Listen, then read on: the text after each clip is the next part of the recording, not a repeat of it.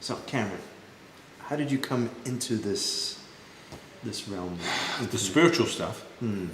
Well, it's it's a really funny story because I was a policeman 20 years. Yeah.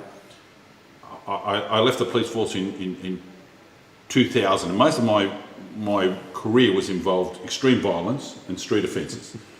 So between then and 40 and 45, I did kickboxing to try and replicate the adrenaline rush which I lost when I left the coppers. And at 45, my shoulder packed it in. I couldn't do kickboxing anymore. So I said, well, what am I going to do? And I was going to join a pistol club. And someone suggested to me, why don't you join a spiritual church? And that's how I started with. So I joined Narang Spiritual Church, and I was taken under the wings of the Reverend there, and she was a cool old bird. You know, she'd done everything. She was very, very accomplished. And I used to call her the Sergeant Major because she didn't have that officiousness that she was better than everyone else, but she knew everything because she'd been around the traps. Okay. You know what I mean? Yes. And I loved her, and I loved being involved in the spiritual church, and I could see that people on the left-hand side of the church who'd been coming for 2 years didn't know the people who were sitting on the right-hand side of the church who'd been there for 2 years as well. And I said to the Reverend, I said, you've got some pretty cool people in your crowd. You're getting all these guest presenters in, but you've got really good people in your own room. You don't even know. You know what I mean? Sure. So I started to network network them, you know? And they became my best friends. And suddenly there's people, and she, I didn't know you did that. No one asked me. You know what I mean? So we started showcasing people in our own group. And they all became my personal friends. And what I used to do, I lived in a big house up on the hill, Warwick Kappa's old house, and I started a barbecue once a month where I invited 30 of my friends, which I used to feed, and we used to call it a meditation night. And we'd come, I'd cook dinner, we'd sit and do a meditation, we'd all take turns doing the meditations, then we'd sit around the big fire and play music, and it was a meditation celebration. So it was fun, and that's what happened. And for a long time I sat as the voyeur. I wanted to be the psychic, and I wanted to be the healer, and I wanted my own show, my own Superman suit, you know. But so for a long time I was the voyeur, but loving to be part of it without really making the personal effort to do it myself. Okay. It was quite as easy to have all of them as my best friends rather than do it myself. Okay. Does that make sense? And also you have a lot more people around you when you do it that way. Exactly. So we did that, and then I met Lisa, who is now my beloved, and things started to change. 11/11, I had started a page which was called Spiritual Churches. It was a Facebook group, and it was to promote spiritual churches so that people could find out who's doing what within the coast. And so while that page was going, I thought, oh, well, met Lisa. She was like a Ferrari that you'd found in a garage that had never been on the highway. I could see her potential, you know. And I said, let's do a meditation night. And I shared it on the group, and we had 100 people our first night in the backyard here. Wow. So that's when it all started. The church group became the South East Queensland Spiritual Connection, which now has 3,500 people on it.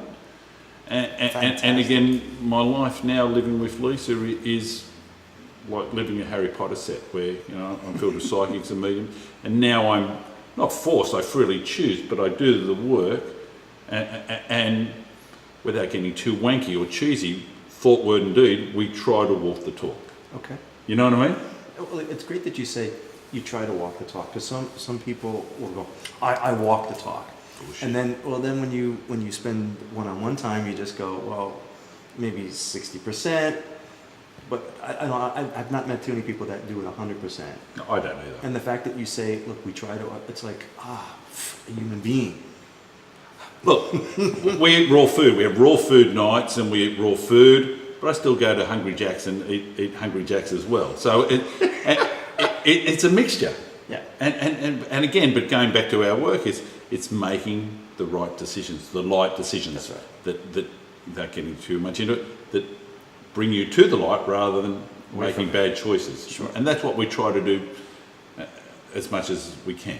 Yep. And again, I was a policeman for 20 years, and I was always mad on creating community.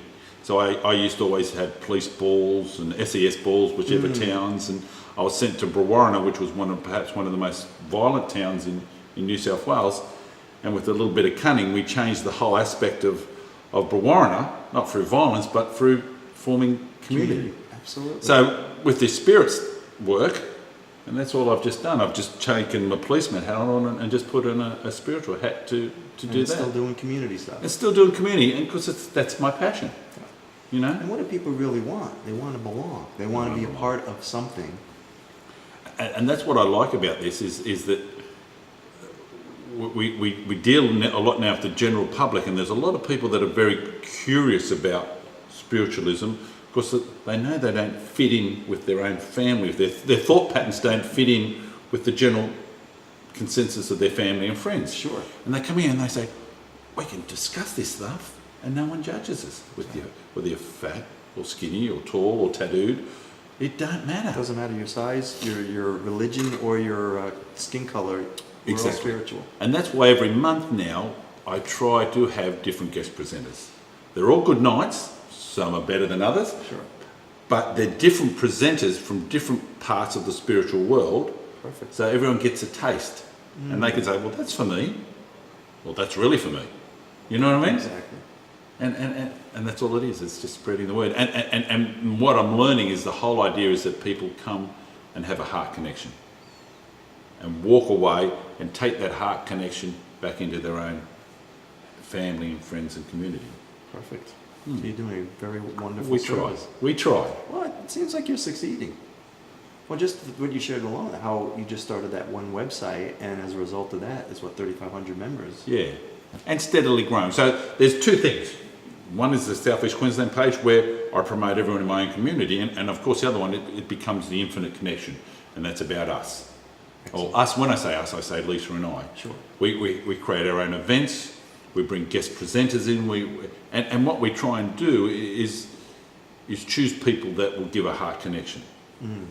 And so we say, well, I like this person. Lisa fills in them because that's her specialty. She said they've got a lovely heart about them.